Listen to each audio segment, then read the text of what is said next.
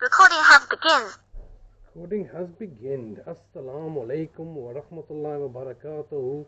My name is Shazad Hussain and I live at 20 Primary Way in Undercliff. And today it's been 104 days that my brother's been kidnapped from my care and custody and been human trafficked by Bradford Council. No, human trafficked by the police to Bradford Council. And it's been 104 days and I have no idea whether he's alive or whether he's dead or what kind of condition they're holding him under, because they're refusing to speak to me.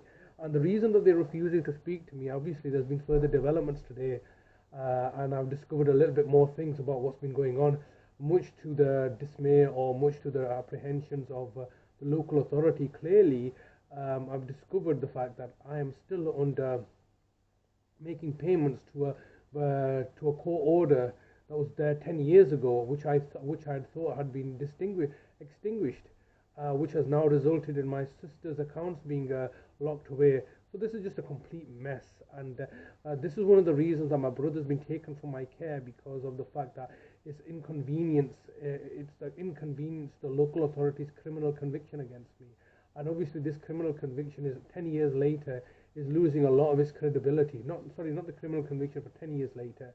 The original original orders that they received on the 13th of December 2013 are now basically being utilized by them to continue to persecute and hound me. And the bottom line being that the situation that they've got us in is now becoming extremely untenable, and it's more and more fraud and corruption is taking place, and it's all becoming very relevant now.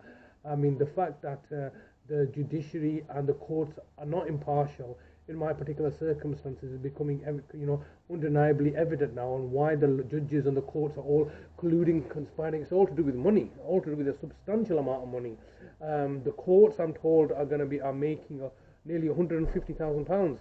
So it's, in order to protect the £150,000 that they're taking off me, they are now acting in accordance with the laws that they're purported to be working under. So this is a very serious matter, and also now that the local authority are doing everything in their power to give me as much liability orders. They've put nearly £5,000 liability order of a council tax, which they've manufactured.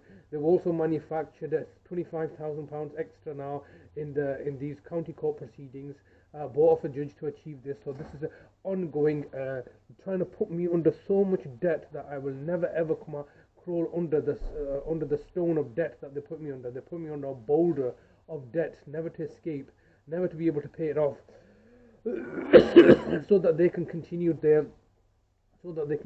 in their lies and deceptions. It's just completely ridiculous. I've learned today that I owe Her Majesty's Courts and Tribunal Services £11,000. Now, I didn't know about this.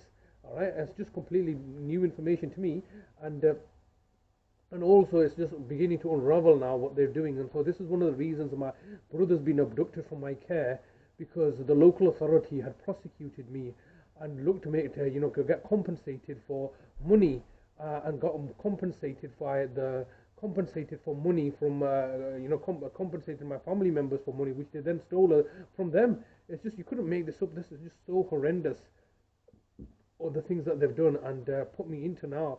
I'm never going to see my brother again. They've ended up murdering my mother. Now they're going to end up murdering my brother. All lies and deceptions, and it's all being orchestrated by Bradford Council through the commissioning of the courts and tribunal services and the judiciary. So this is quite horrific, that those people that we put in charge in order to provide us with a level of authorities are meant to be the guardians of morality. They're the ones that set the laws, that this is how you should behave. And then if they start going against their own dictates, that's really bad, isn't it? So for example, the law says don't steal. Right? So people here, right, that steal, they're doing something wrong. They're going against the law. The law says don't steal. So those people that are there to administer the law make sure that these people that are stealing are equally punished. But what happens when the laws themselves, or the people that administer the laws, start stealing?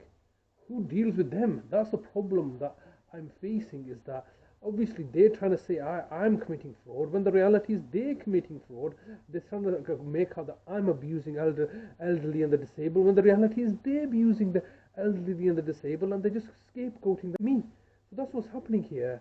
And no, and so if it's a member of the public that's doing this, the authorities can come along and say, look, we're doing our job. We're quite rightly punishing you for doing this. What happens when they're the ones that are doing it and they manufacture that I'm doing it?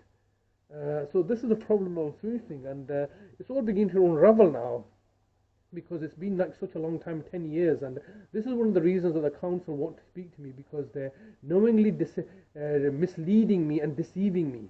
That's what's happening in the courts. The courts are misleading and deceiving me, trying to tell me that they're committing, doing the job of committing justice, when the reality is that what they're committing is fraud and corruption to financially plunder and profiteer, and then cause harm, alarm, and distress to the very people that they're meant to be serving. So this is the reality that I'm facing.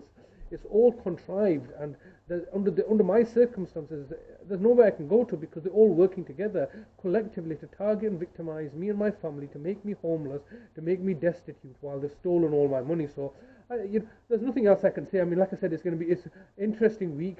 I'm expecting them to come down any day now to torture me and do further harm to me. So we'll see what happens. I mean, we'll just leave it there for time being. Allah Hafiz. I'm not suicidal. I won't kill myself. And obviously, I'm unraveling more and more as every day goes by now. And it's going to be challenging. In the next few days or weeks are going to be very challenging for me, because they're coming for me, and I've realized today that there is no limit that's stopping them. They're going above and beyond to target me and get me locked up or killed off or whatever. I don't know, because obviously they're plotting and planning right now. But we'll see what happens. I'm still remain optimistic. I'm not suicidal. I'll never kill myself, and any harm comes to me as a direct result of Bradford Council looking to target and victimize me. We'll leave it there. Allah Hafiz.